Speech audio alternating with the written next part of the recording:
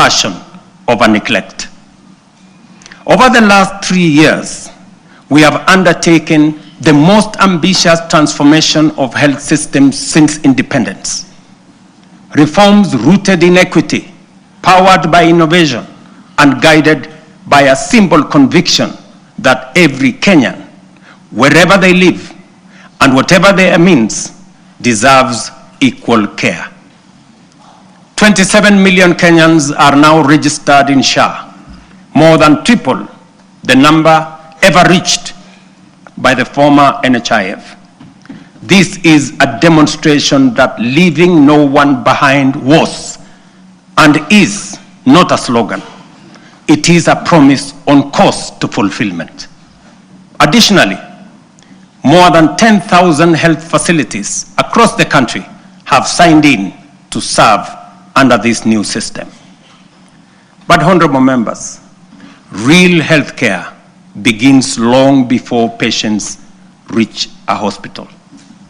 That is why in September 2023, we deployed 107,000 community health promoters, the largest primary health workforce in our history, trained, equipped, and present in every ward in all our 47 counties.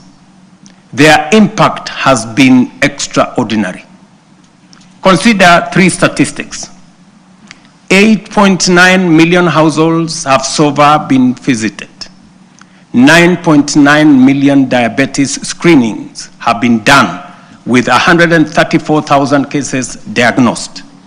6.5 million hypertension screenings have been conducted with 305,000 cases confirmed. Millions of lives have been touched and thousands saved. This is what equity looks like. This is the meaning of universal health care. This is leaving no Kenyan behind indeed.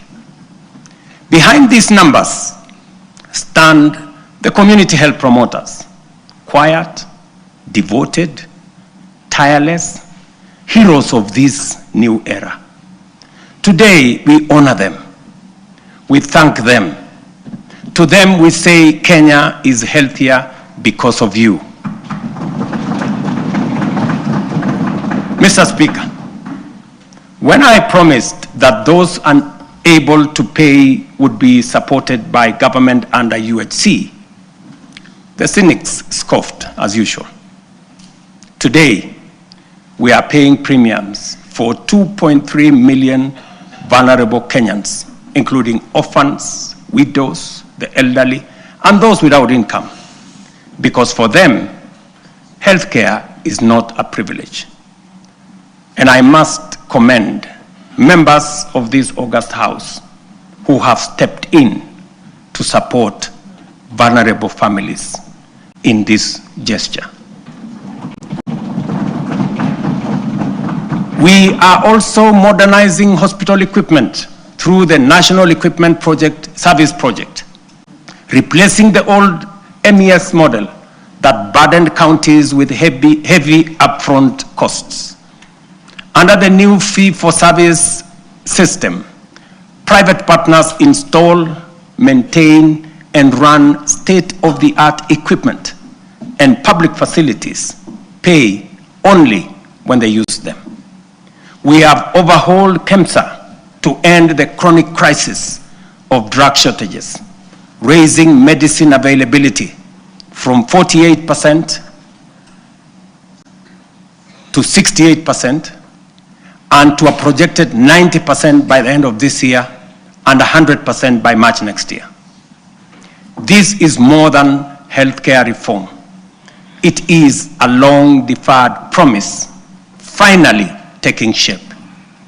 A Kenya where every citizen can face tomorrow with confidence, knowing their nation will stand with them in their hour of need. It fulfills our national values of dignity and equity as stated in Article 10 of the Constitution.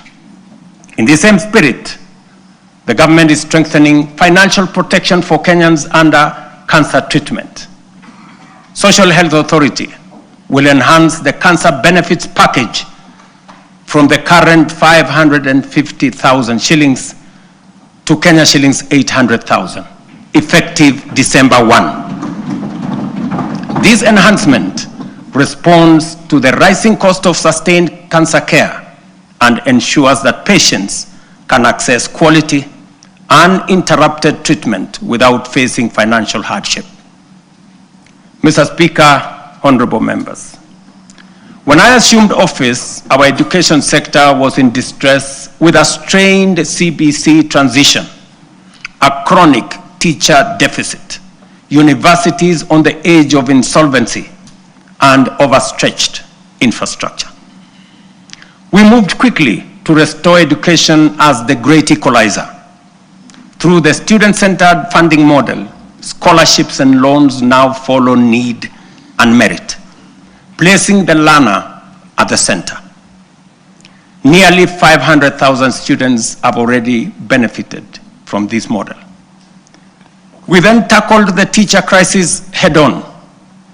We have hired, as you all know, 76,000 teachers, with 24,000 more to be brought in by January next year. That will translate to 100,000 teachers in 3 years, an achievement unmatched in the history of our country. Together with the national government CDF, we have delivered 23,000 new classrooms and 1,600 laboratories are under construction, easing congestion and giving CBC the dignified facilities it requires. TVET has become the engine of practical skills. Enrollment has leaped from 341,000 in 2022 to 718,000 as young Kenyans embrace engineering, ICT, modern agriculture, hospitality, design, and the trades that power a modern economy.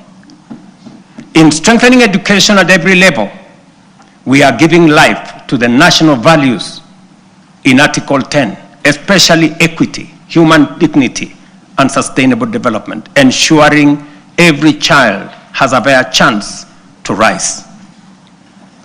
Mr. Speaker, honorable members, 3 years ago when we said we would deliver affordable housing, the cynics dismissed it. They said it was fantasy.